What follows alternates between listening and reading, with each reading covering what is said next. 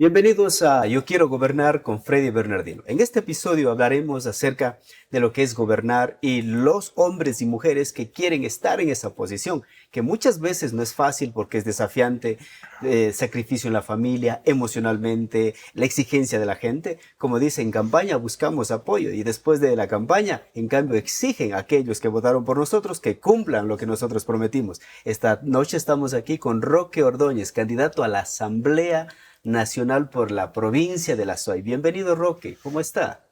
Hola Freddy, qué gusto, buenas noches, un saludo cordial a quienes nos escuchan y nos ven por este medio alternativo de comunicación. Qué gusto poder compartir en este espacio. Roque, bien directo, rápido. Muchas veces nosotros vemos al político, los videos, las pancartas, la propaganda electoral, pero detrás de esa fotografía, detrás del eslogan, detrás de los TikToks y todo demás, hay un ser humano. Hay una persona que tiene familia, que tiene hijos, que es papá, que es hermano, que es nieto.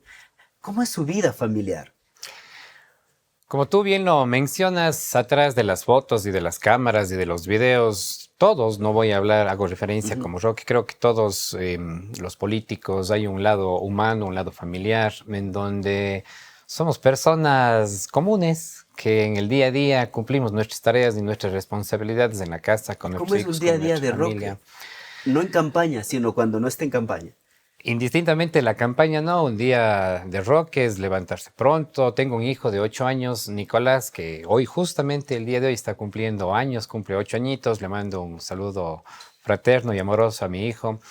Te levantas, le vas a cambiar específicamente. Tengo una hija mayor también. ¿Cuántos años tiene la hija? Ya tiene 20 años, estudia en la Universidad de Cuenca y el segundo, digamos, Martín, tiene ya 16 años. Entonces te levantas, me O voy sea, al. su casa son de 5 personas. Sí, mi esposa, Diana, mi persona y mis tres hijos. ¿Y qué piensan ellos de los deseos que tiene el papá, el sueño, el anhelo de ir a la Asamblea Nacional en Quito? Bueno, siempre va a ser un tema un poco conflictivo. No conflictivo, tal vez tenemos ahí algunas diferencias.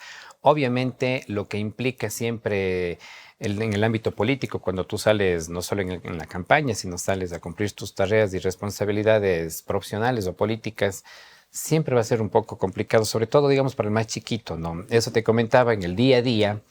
Yo me levanto, yo soy el que le cambio, le visto, baja a desayunar y le llevo que le lleve la buceta, nos cambiamos, le paso dejando a mi esposa y ya, de ahí vienen ya las reuniones, las tareas y las responsabilidades del día a En día. una eventual victoria, esas labores la tendría que hacer su esposa. Sí se va a complicar un poquito, obviamente nosotros tenemos que ser muy responsables con nuestra familia, de ver cómo nosotros nos podemos apoyar mutuamente y esa siempre va a ser la tarea también, ¿no? Hay un principio interesante que dice San Pablo, dice el que no sabe gobernar su casa, ¿cómo piensa gobernar una iglesia, una sociedad, Claro, una ciudad, claro. una provincia? Habla acerca de lo importante que es primero aprender a gobernar en casa, es poner los límites, las reglas, las normas que ayudan a que la familia tenga realmente armonía y sobre todo que tengan metas y objetivos claros. ¿Cuál es la meta como familia a este momento? Bueno, como familia siempre es de estar unidos, compaginar, llevarse de la mejor manera y caminar, digamos, en el día a día, crecer como familia, creo que siempre va a ser lo fundamental o lo importante, porque la política es pasajera. Así es. Hoy estamos, mañana no estamos, y a la final del día, ¿qué es lo que te queda? Es tu familia, tu esposa, Este tus es el lugar a donde hijos, regresamos, ¿no? donde llegaremos siempre, ¿no? Donde siempre estaremos. Así es. En la política muy pocos políticos hablan de la salud mental por la presión mediática, la presión de la lucha, de los debates, de las ideas, de las propuestas y contrapropuestas, incluso el insulto, la agresión. ¿Cómo maneja usted su salud mental? El estrés, la ansiedad, le da iras cuando le dicen cosas que no debe. ¿Cómo está? ¿Cómo No, gestiona yo, Roque? yo creo que ya con el tiempo, probablemente hace algunos años sí me pudo haber incomodado, tal vez un mal comentario, una red social. Honestamente, ahora ya no. No como uno pretende o quisiera, digamos. Obviamente nosotros tenemos nuestros problemas, aparte del tema de la candidatura. Soy director de una organización política de la Revolución Ciudadana, a la cual Ya. orgullosamente represento.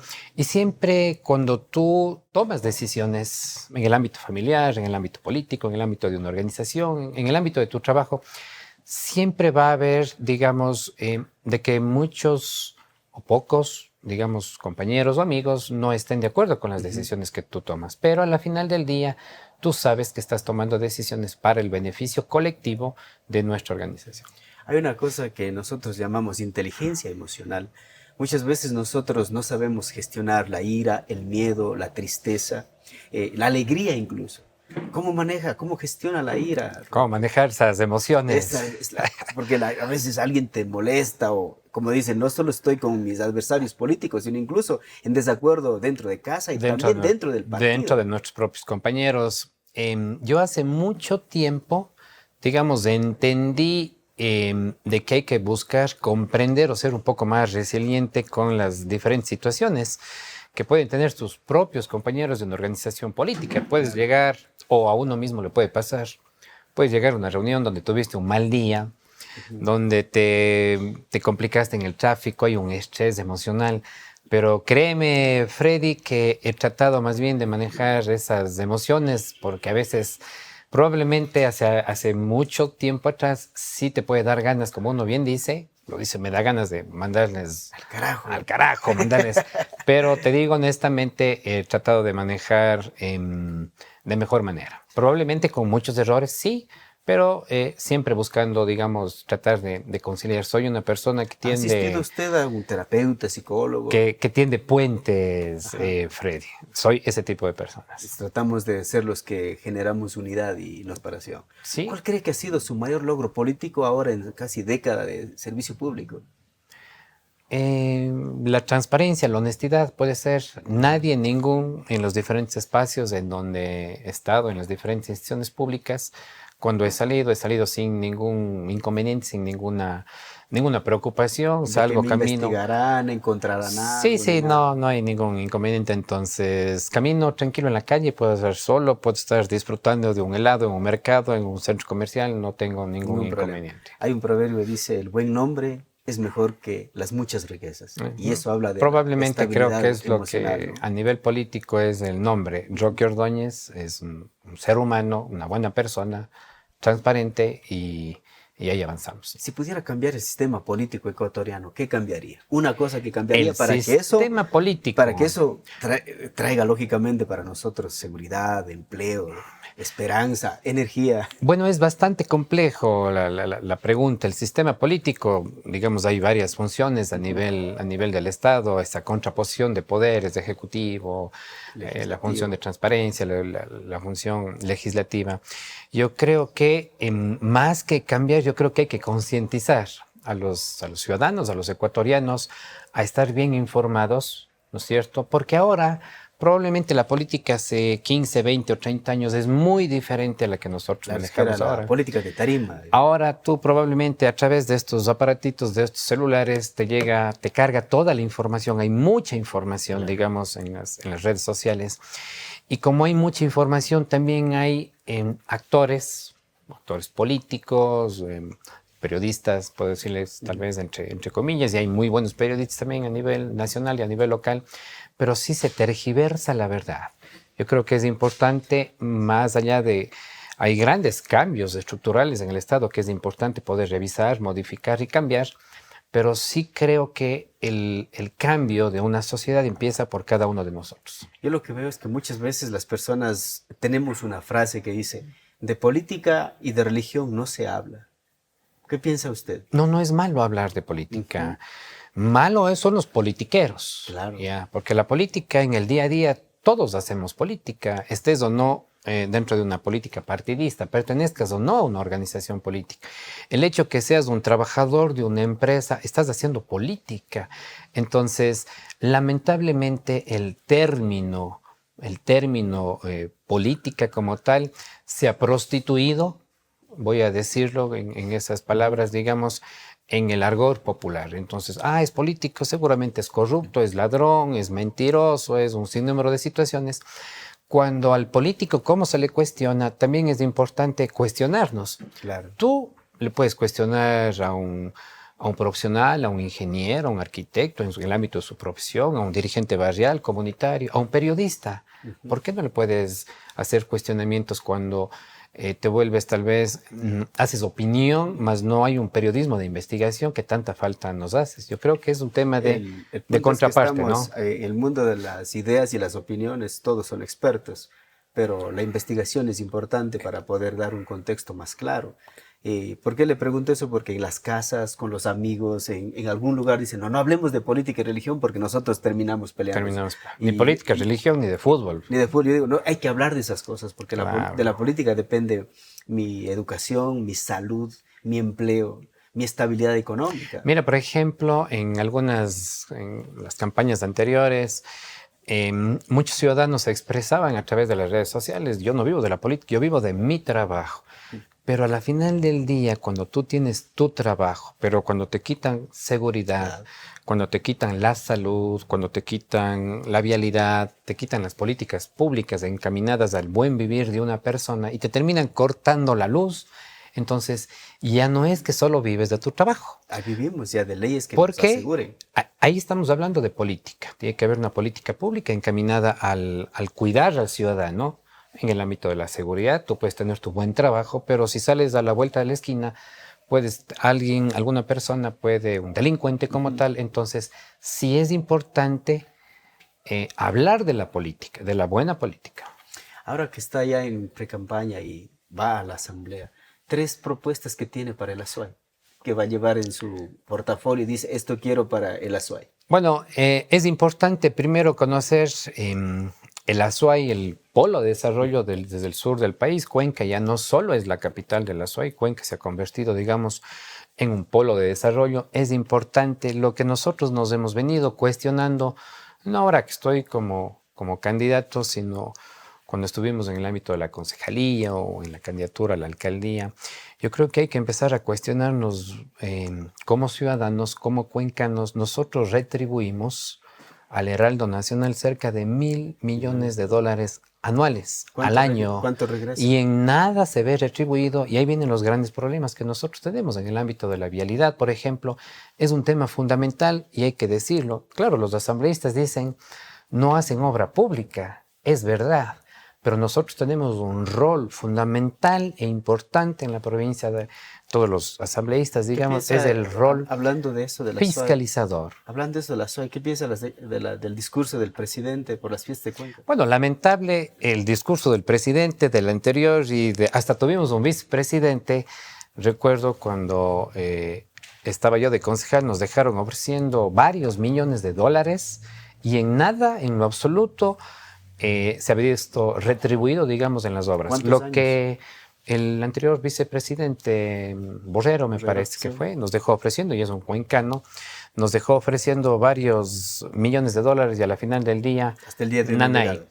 Pude escuchar en parte, digamos, el discurso del actual presidente, veía por ahí algunos análisis de alguna gente que hace opinión, que no es de una organización política, sino gente que conoce y sabe mucho de política. En realidad no nos dijo mucho el actual presidente. Más bien vi que, por ejemplo, nuestros concejales de la Revolución Ciudadana sacaron por ahí un manifiesto en el sentido, alguien tiene que decirle las verdades al presidente. Claro. A nosotros nos quitan la energía, nos quitan CELEC, nos quitan la seguridad, la educación. Miren cómo está en el ámbito educativo, miren cómo estamos. Azuay es la provincia energética del país. Claro, y lamentablemente vimos el discurso del presidente sin mayores ofrecimientos reales, concretos a la provincia de Azuay. Entonces, esos son los temas desde la curul, desde la Asamblea Nacional. Hay que cuestionarlo y cuestionarle en pro de mejorar la situación política, social, económica de nuestra provincia. Hablando de los vicepresidentes, Borrero, anteriormente fue Rosalía Arteaga, creo, ¿no? Y ahora, la vicepresidenta actual que tenemos. Eso se me olvidé. Más allá de las diferencias políticas que podamos tener con Verónica. Que le interrumpe, ¿no? Pero no veo cuencanos como hablando de ella o defendiéndola. Por supuesto, es una cuencana. Más que todo la posición que ella tiene es la vicepresidenta. Exactamente, nos guste o no nos guste, ella es la actual vicepresidenta. Y claro, hemos visto un silencio cómplice de las autoridades. Como no me cae bien Verónica Abad, entonces paso calladito. Ahí hay un rol fundamental de los asambleístas, de todas las autoridades, indistintamente de las posiciones políticas, porque tenemos grandes diferencias con la actual vicepresidenta, pero eso no le quita, por ejemplo, el rol fundamental que tiene una mujer dentro en el ámbito político y ser vicepresidenta. Ella es una vicepresidenta cuencana y sobre esas situaciones nosotros hemos visto cómo esa persecución política, familiar, entonces ahí es donde un asambleísta en ese rol investido a través de la legislatura tiene que tener un rol fundamental. No hay que estar con medias tintas, hay que defender la justicia, la dignidad de los cuencanos, de los azuayos, ¿no? Entonces, 3 vicepresidentes que estamos teniendo hasta ahora, pero no le vemos el impacto de lo que significa esa posición para el Azuay. Sí, Bueno, no, quizás a la de ahora no le dejan hacer nada, ¿no? ha sido, digamos, bastante complicado cuando el vicepresidente tiene que tener un rol fundamental en caso de, porque hay tareas claras, concretas de un primer mandatario que no las puede cumplir. Entonces hay tareas específicas y ese es el rol que debe cumplir un vicepresidente o vicepresidenta.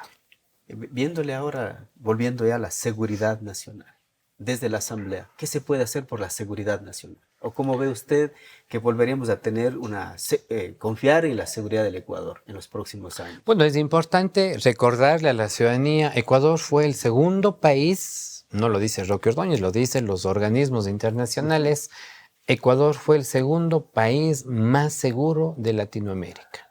Más seguro, y tengo que decirlo frontalmente y orgullosamente, en la época de la Revolución Ciudadana. Hay alguien que dice que fue porque hicieron un pacto con las... ¿Quién dice? Los otros políticos eran yo a veces me río, digamos, ¿no? En ese afán de... Porque uno no puede ser visceral en las opiniones, hay que argumentar. Yo conversaba hace días atrás con algún periodista y le decía, no podemos repetir todo lo que dicen todo el tiempo, sino que nosotros tenemos que argumentar. En nada, en lo absoluto, lo que tú mencionas, Freddy, es sí han tratado de posicionar de que el Ecuador tuvo un pacto o alguna situación con las mafias. En nada, en lo absoluto. Rasquiña, Fito, todos ellos en los 10 años estuvieron presos. En la época del expresidente Guillermo Lasso, porque ahí empezó el declive y obviamente con Lenín Moreno, salieron libres. Nosotros les pusimos presos, ellos les pusieron libres. Y teníamos un ministerio coordinador de seguridad, teníamos un ministerio de justicia, porque más allá de todas las situaciones tiene que haber una verdadera política de rehabilitación. No dejan de ser seres humanos, tiene que haber una política de rehabilitación, tiene que haber presupuesto. Porque atrás del uniforme de un policía, de un oficial o de algún personal de tropa, también hay un padre de familia, hay un hijo, hay un esposo. Nosotros no podemos exigirle a la Policía Nacional que tiene que haber una depuración también. Nosotros vimos hace algunos años cómo el tema de los narcogenerales, un sinnúmero de situaciones de una corrupción institucionalizada, eso hay que depurarlo. Pero los buenos elementos hay que darles capacitación, formación, implementos adecuados para poder enfrentarse a las mafias que se han tomado el país. Por eso, ¿no? ¿cuánto tiempo nos tomará volver a recuperar esa seguridad de la cual usted está hablando? Bueno, yo le escuchaba a nuestra compañera Luisa, nuestra compañera candidata de la Revolución Ciudadana, digamos, nos tomará varios años poder retomar a ese país de la seguridad, a ese país que fue un ejemplo para Latinoamérica a través con la implementación del ECO 911, con la política de seguridad, es decir, llegar a ser uno de los países más seguros de Latinoamérica sí nos costó. Nos costó varios años, en ese de punto quería, organización. ¿no? Porque viene la campaña electoral y vienen muchos ofrecimientos, que quiere dar energía en meses, seguridad en meses, pero yo les pregunto, ¿cuántos años nos va a tomar? Y la gente a veces vivimos en un mundo instantáneo, café instantáneo, sopa instantánea. Queremos que las cosas cambien de tarde a la mañana, pero va a tomar tiempo volver a la seguridad, volver a recuperar la energía, volver a recuperar la economía. Volver a recuperar la dignidad de los ecuatorianos. Mire, y es importante hacer este análisis en el debate presidencial del actual presidente con nuestra compañera Luisa. el actual presidente decía, y muy soltado de huesos, decía de que en 9 meses, Sí. todos quienes nos escuchan, es importante que en 9 meses iba a resolver el problema energético del país, que ya todas las personas entendidas conocían y sabían del estiaje que venía en 9 meses.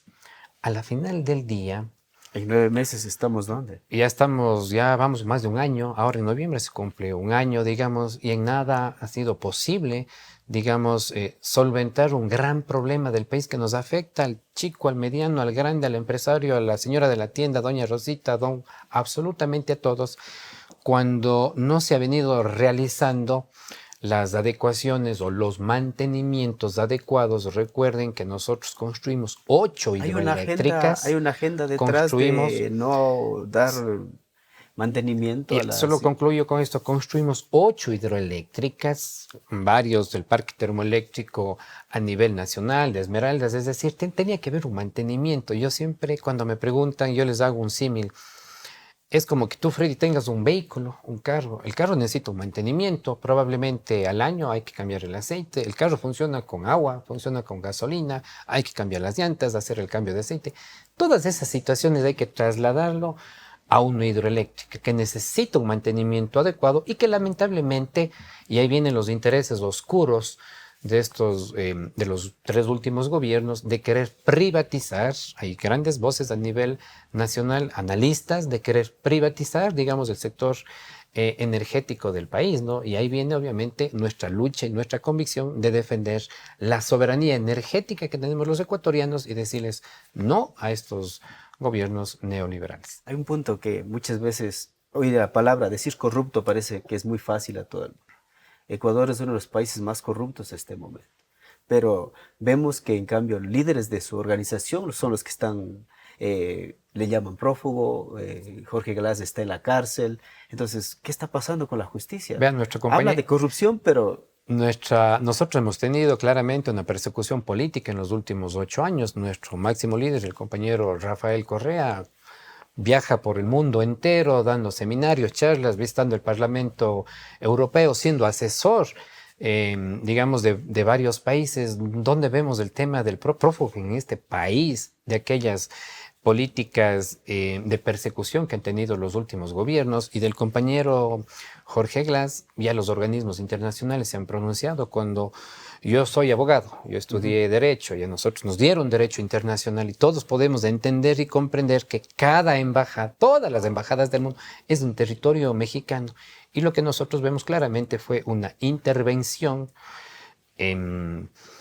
arbitraria por parte del actual presidente, y tenerle preso al al que fue vicepresidente, el compañero Jorge Glass. Entonces, cuando hablamos de corrupción, entonces tiene que hacerse una investigación más profunda Por de cada supuesto, caso. todos los corruptos, absolutamente todos los corruptos que no tengan, digamos, una persecución política, el lawfare que se llama a nivel de Latinoamérica, donde hemos visto que a políticos o expresidentes han venido persiguiéndoles políticamente a través de la justicia. Todos los corruptos que legalmente y con una justicia transparente y que hayan cumplido actos ilícitos tienen que ir a la cárcel, por supuesto. Volviendo a la seguridad, ¿qué opina de que Granja quiere renunciar a la campaña? Bueno, me solidarizo con el actual candidato a presidente, Pedro Granja. Bueno, renunciar no puede, renunciar a su candidatura, renunciar sí a la campaña electoral, digamos. Claro. Mire, ese es el fiel reflejo de lo que está viviendo el Ecuador. Eso nos hace tanto daño a la democracia que vive actualmente el país. Lo que pasó en las anteriores elecciones, donde tuvieron que asesinar a un candidato, digamos, para ver para tener un presidente como el que tenemos actualmente. Entonces, no hay condiciones, y esto nosotros lo discutimos también a la interna, no hay condiciones, digamos, a nivel del país para llevar adelante una política. Una política tenemos que tener nuestras diferencias, en donde podamos discutir ideas, pensamientos, propuestas, que son muy legítimas entre varios contendientes, pero cuando ya se viene el ámbito de la inseguridad, cuando vemos hace algún tiempo autoridades asesinadas, hace poco tiempo aquí en nuestra provincia, en el cantón Ponce Enríquez, digamos, asesinaron a un alcalde. Es decir, si hay una ola de violencia a nivel del ¿Cree usted país. que existe el Plan Fénix?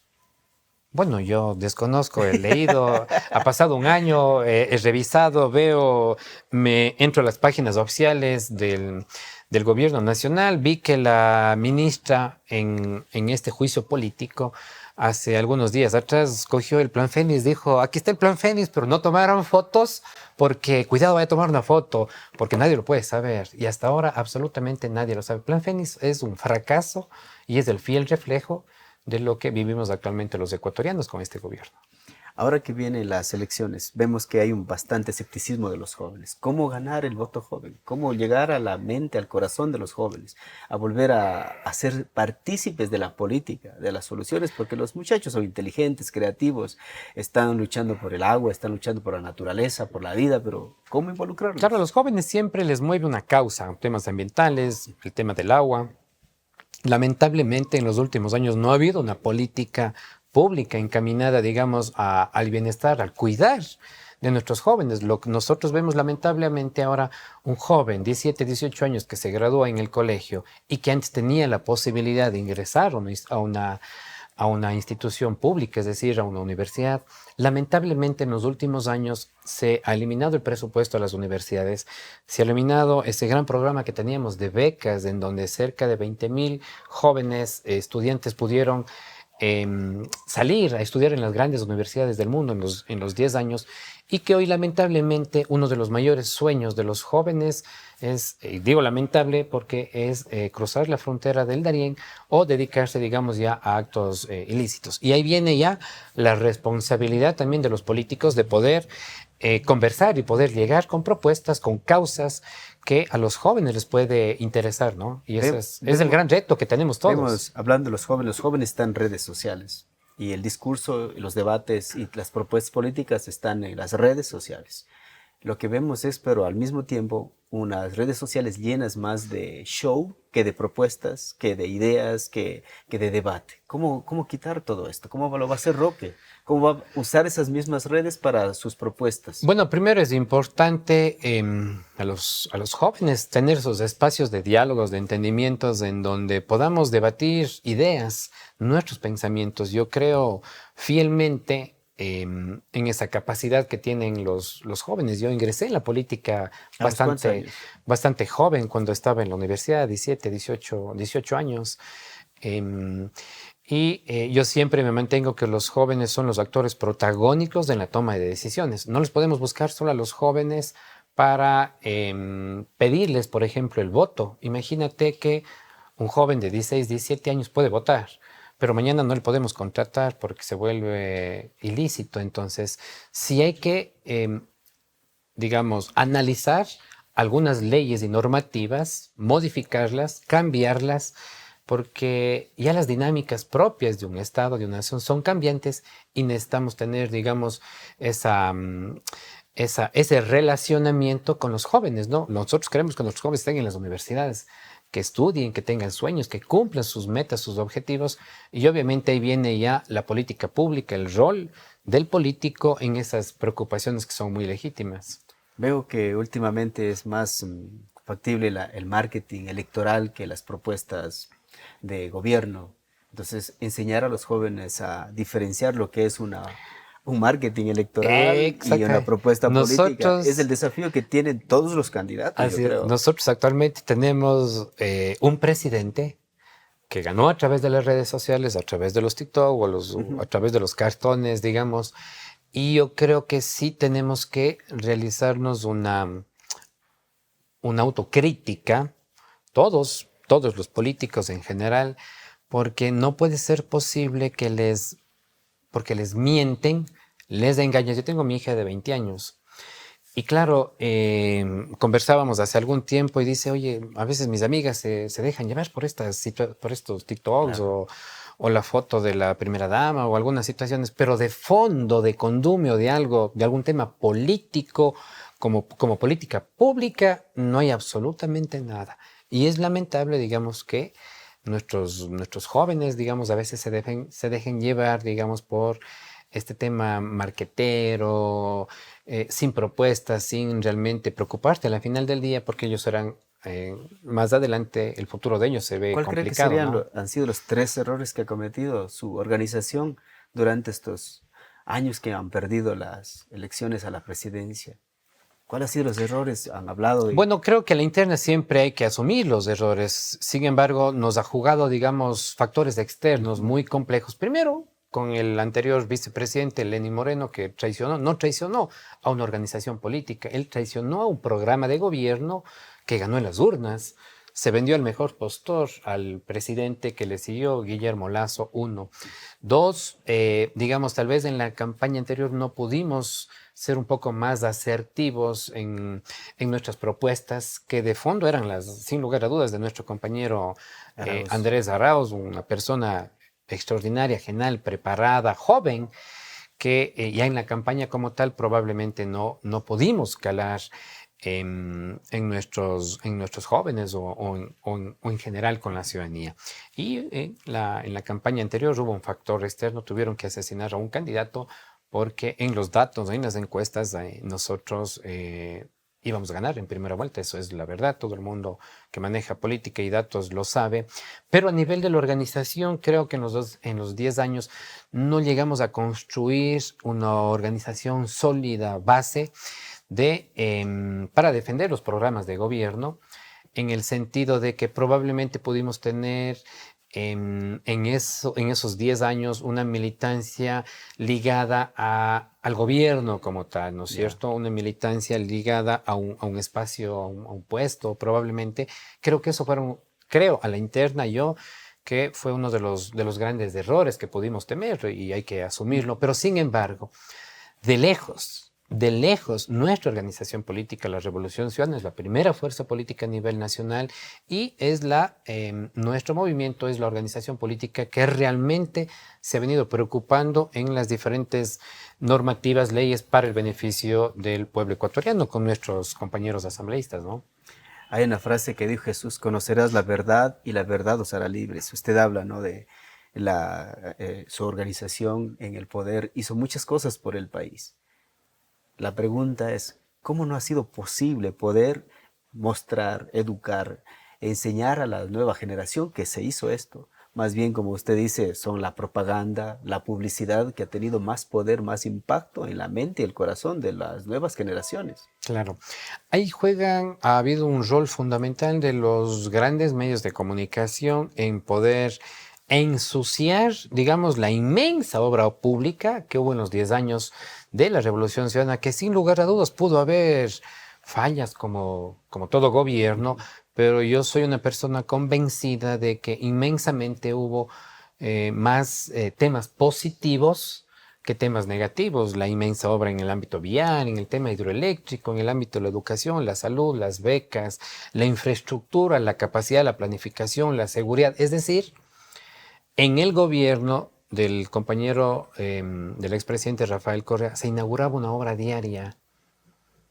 Era un compañero que Una obra planificaba, diaria. que Y ahora estos trabajaba, últimos gobiernos, que ¿cuántas obras? planificaba y que conocía, es una persona que conocía el Estado, que conocía el gobierno y lamentablemente en los últimos años la improvisación, la inexperiencia de Moreno, de Lasso y del actual presidente nos terminan pasando factura a todos los ecuatorianos y no es que nos alegra porque a la final del día hay familias que sufren el día la pérdida de un hijo, de un hermano, que llegues al hospital y no puedas tener un médico, no puedas tener medicinas y un sinnúmero de problemas, digamos, que se han venido visibilizando en los últimos años, ¿no?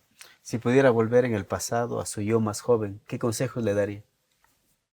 ¿Qué consejos? ¿Qué consejos le daría al joven de A un 20 que está comenzando en la política? al joven Roque Ordóñez que está en la universidad de 20 años. Probablemente me hubiese dedicado a estudiar, yo quería estudiar veterinaria. Ya, Probablemente pueda ser esa, ¿no? Pero yo estoy contento, feliz, digamos, de la vida que he venido llevando en los últimos años, que a la final del día siempre va a ser el reflejo los hijos, la familia, que es lo más importante a la final del día. ya. Dice, ¿Cómo le gustaría que le recordaran su familia como político? Mi familia o los ciudadanos o Su familia, primero su familia. ¿Cómo le gustaría que recuerde su un, hijo, un, sus dos hijos, un su hija? político que pudo cambiar, que pudo mejorar más bien la calidad de vida de la gente. Ya. Y la sociedad entera. El Roque se preocupaba, no sé, por las grandes mayorías, por los más necesitados, probablemente me gustaría Ujú. o, o más adelante que la gente me pueda recordar por eso, ¿no? ¿Por qué los ciudadanos deberían votar por Roque? Bueno, primero no hay cómo inducir este Claro, tiempo al yo sé. voto, pero Pero, yo creo que es importante que los ciudadanos puedan analizar la trayectoria de cada uno de los candidatos, ¿no es ujú, cierto? Yo pertenezco a una organización política, nunca me he cambiado, es el único movimiento al cual yo pertenezco. Y es importante que los ciudadanos puedan analizar la trayectoria de los candidatos, ¿no es cierto? claro. ¿A qué organización política? ¿Qué vino haciendo? ¿Cuándo estuvo en tal y cual espacio? ¿Cuál fue su mayor obra o cuál fue su mayor impulso, su mayor normativa? Es decir, creo que hay que profundizar en la capacidad, el liderazgo que puede tener un candidato y a la final del día serán los ciudadanos ya en el mes de febrero ¿Cuántos que candidatos a la asamblea están ya inscritos bueno, por el ASUEI? ahora hay un escaño más, ¿no? Son 6 asambleístas que iremos, digamos, a la Asamblea Nacional. Me parece son 12 o 13, si no estoy mal, ya con tanto candidato, a veces uno pierde la cuenta. Me parece que son 12 o 13 listas de candidatos que estarán postulando para la Asamblea. ¿Cuál es la diferencia entre usted y todos ellos? Bueno, Dice, bueno, yo creo que soy diferente a ellos por esto, por esto, por esto. claro, a ver, Roque Ordóñez, vuelvo a insistir, viene primero de una organización política consecuente con un pensamiento. No es que llegamos, hoy día pertenezco a este movimiento, mañana estoy en el de acá, me invitan el de acá. Hemos visto candidatos de izquierda, derecha, del centro y absolutamente todo, digamos. Pero Roque Ordóñez es una persona que ha venido desarrollando, ha venido haciendo, digamos, actividad política en las diferentes instituciones y el fiel reflejo son los ciudadanos con quienes tal vez algún día saludamos o tal vez alguna vez ayudamos o pudimos cambiar la realidad de la gente. Tal vez yo represento a esas grandes mayorías y probablemente es lo que me diferencia del resto. Hay un texto de la Biblia que quiero compartir con ustedes. Me gusta mucho, dice, la justicia engrandece a la nación, mas el pecado es la afrenta a las naciones, o sea, la destrucción de las naciones. ¿Qué piensa eso usted? Bueno, la justicia que ha venido, si nos vamos al ámbito de la justicia como tal, un poder importantísimo a nivel nacional, se vuelve muy complicado cuando se politiza la justicia, ¿no es cierto? Claro. Hablábamos hace algún momento, yo le decía de que Estamos en una una, justicia politizada sí, en Ecuador este por momento. supuesto, hace muchos años, mire, tenemos la actual fiscal, por ejemplo, los grandes casos de corrupción que han venido sonando a nivel nacional y que a través de los periodistas, más bien en el ámbito internacional, es que ha habido algo de investigación.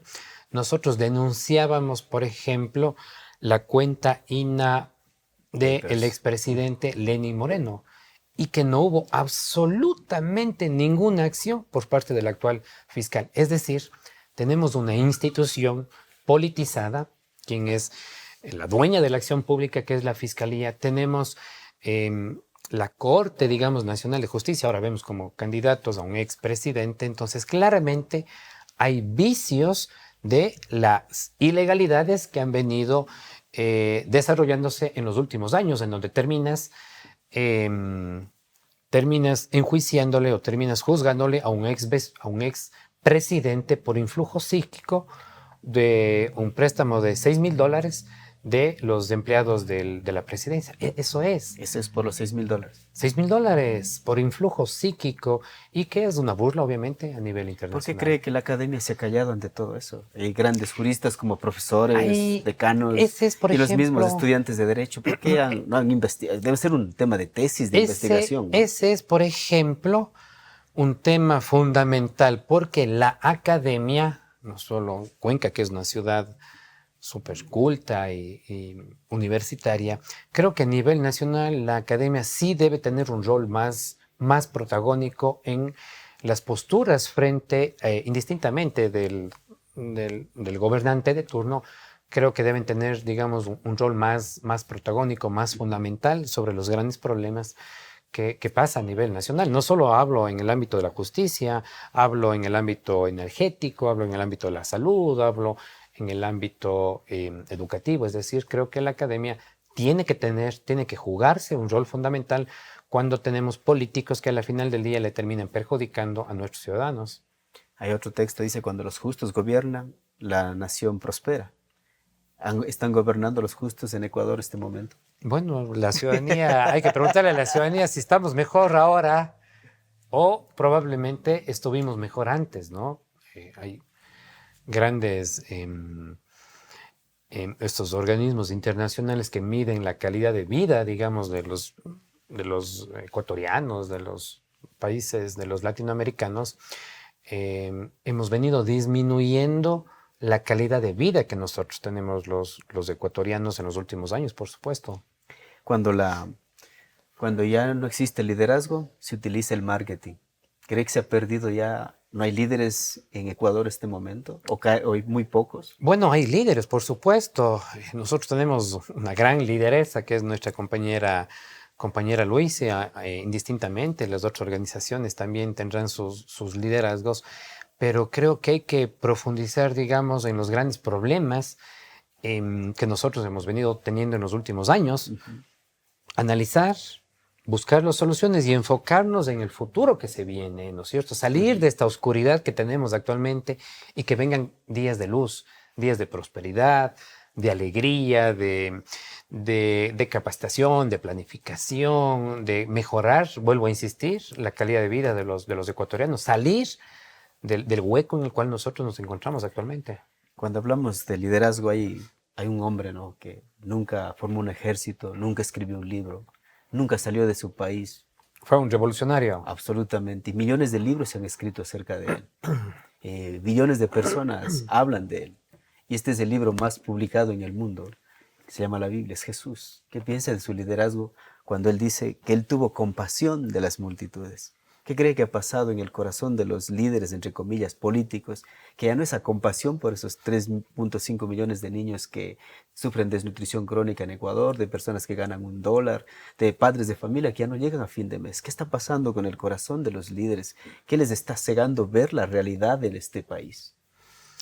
Bueno, tal vez las ínfulas de poder, porque hemos tenido presidentes que han tenido muchísimo dinero y a veces hay esa confusión de la gente. Como ya tiene plata, como tiene muchísima plata, no es que nos va a robar. Vimos ya un ejemplo del anterior presidente Guillermo Lasso y caemos en la improvisación y caemos en esos políticos que no se preocupan en nada de lo que usted menciona a través de la Biblia, digamos, de que más allá del corazón hay unos intereses económicos grandes, transnacionales, que terminan viendo sus intereses y no terminan viendo cómo los cerca de, me parece son 150 o 116 mil, no recuerdo exactamente los datos de niños en el país que dejaron de acudir a la escuela. Y que ahora nosotros les vemos y empezamos a normalizar cuando vemos niños que nos piden en los semáforos, nos están pidiendo caridad o están dedicándose a vender. Empezamos como que a normalizar algo que nosotros ya no teníamos.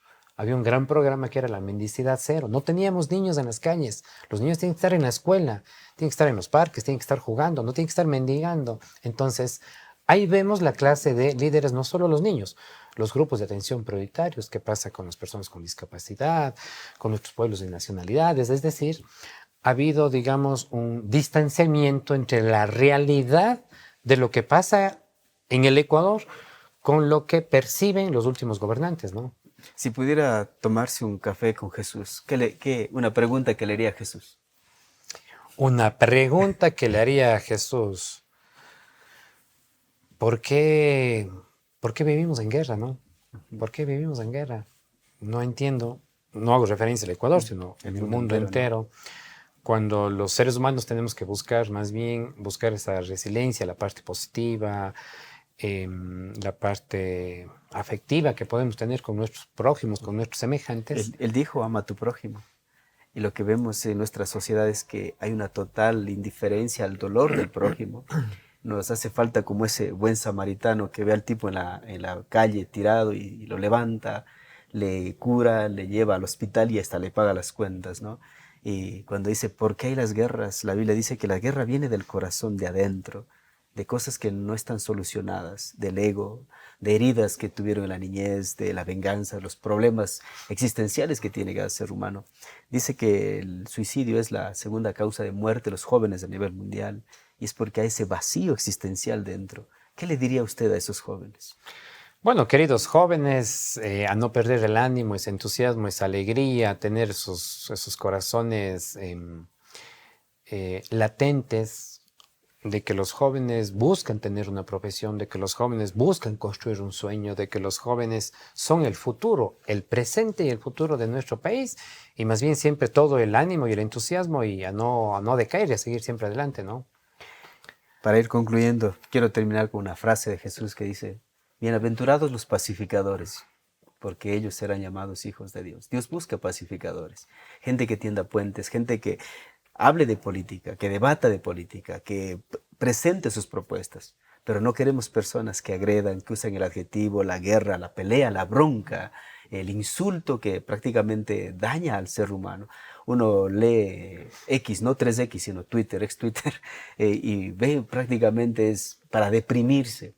Entonces, estamos consumiendo información que deprime a los seres humanos, Roque, este momento. ¿Qué les dice usted a los candidatos que van a salir a escena próximamente a llenar las redes sociales, Twitter, Instagram, con sus propuestas, sus ideas, declaraciones y agresiones incluso? Hay un desconsuelo en el país. Nosotros pasamos una pandemia hace algunos años atrás. Claro. No hay el mejor de los ánimos de los ecuatorianos. Hay un desconsuelo, hay un desazón con todo lo que viene pasando, con el tema de los cortes, con la falta de empleo. Tu papá perdió el empleo, tu mamá en la fábrica, no tenemos seguridad. Es decir, y obviamente el rol de las redes sociales que está cargada de un sinnúmero de insultos, de cuestionamientos, que yo siempre digo, hay que decir las cosas de frente como son. Claro. Y eso no cae, digamos, en el insulto y en el cuestionamiento. Pero a la final del día, yo creo que se vienen mejores días para los ecuatorianos, para todos, y hay que apostarle a eso. Hay que salir de la oscuridad del hueco en donde nosotros nos encontramos y tener esa fe, esa convicción, esa fuerza, esa energía de que van a venir mejores días para los ecuatorianos y sobre eso, digamos, nosotros estaremos pendientes y siempre siendo muy consecuentes con el sentir del pueblo ecuatoriano. Roque, muchas gracias. Lo único que quiero decir es que Jesús le ama y esperamos pueda tener ese encuentro con Él. Él dice, aquí estoy a la puerta y llamo. Si alguien oye mi voz, entraré a Él y cenaré con Él. Él quiere entrar en nuestras vidas. Él quiere darnos la sabiduría, la inteligencia, la autoridad y el poder incluso para cambiar el mundo. Así es que le dejo con ese mensaje que Jesús le ama mucho a usted y lógicamente a todos los ecuatorianos. Y como decimos nosotros en la universidad, el minuto de oro. ¿Qué nos diría en un minuto? Mirándole a todos los que van a ver este programa, ¿qué les diría en un minuto? Bueno, queridos jóvenes, amigos, cuencanos, azuayos, es importante que todos y cada uno de ustedes puedan analizar las diferentes propuestas, argumentos que pueden tener cada uno de los candidatos hablando, y a la final del día hay que votar con una memoria histórica y sobre todo de las mejores propuestas, digamos, para los azuayos. Tengan la certeza y la seguridad que vienen mejores días y en sus familias a cuidarnos todos y que vive la Azuay. Así es, muchas gracias, Roque. Así es que yo quiero gobernar. Si quieres gobernar, prepárate, lee, instrúyete. Cuando estamos en una posición de poder, en una posición política, podemos hacer grandes cambios por nuestra vida, por nuestra familia y lógicamente por nuestra sociedad. Que Dios les bendiga. Nos vemos en nuestro próximo episodio.